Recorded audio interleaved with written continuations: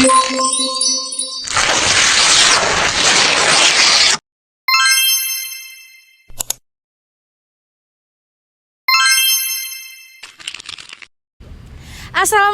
warahmatullahi wabarakatuh. Shalom, Om Swastiastu, Namo Buddhaya, salam kebajikan untuk kita semua. Di sini kami akan menyampaikan argumentasi tema ketiga, yaitu ragam bahasa gaul merusak bahasa Indonesia.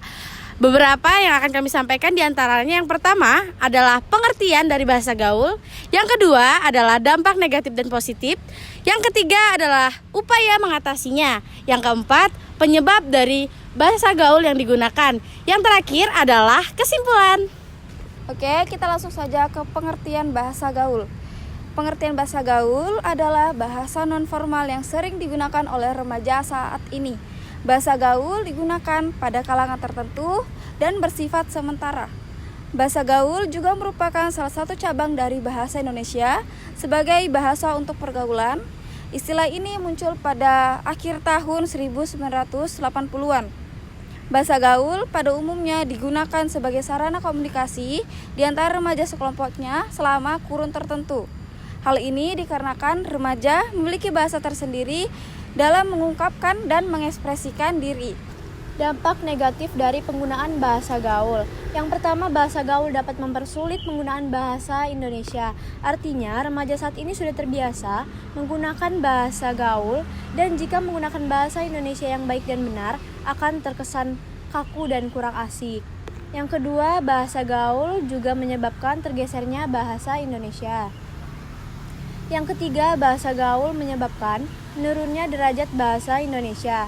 Semakin lama, bahasa Indonesia akan semakin hilang karena adanya bahasa gaul. Yang keempat, bahasa gaul bersifat toksik atau perkataan kotor. Bila digunakan berbicara ke orang yang lebih tua akan terkesan tidak sopan. Selanjutnya, dampak positif dari bahasa gaul.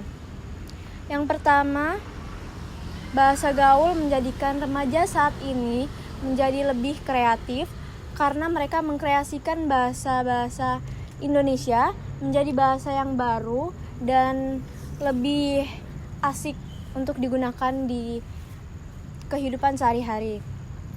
Yang kedua, dapat menimbulkan keakraban dalam berkomunikasi antar remaja. Jadi mereka menggunakan bahasa gaul akan lebih cepat akrab dan bisa berkomunikasi yang baik dengan remaja saat ini. Nah, bagaimana sih upaya kita mengatasi bahasa gaul yang merusak bahasa Indonesia? Yang pertama, upaya untuk pemakaian bahasa gaul yang diperlukan adalah satu strategis yang dapat mengatasi permasalahan tersebut.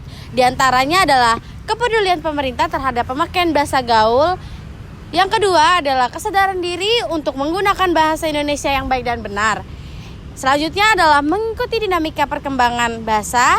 Selanjutnya ada membiasakan membaca. Selanjutnya pahami definisi bahasa Indonesia dan penggunaannya. Yang terakhir ada pahami struktur kalimat dan tata bahasa.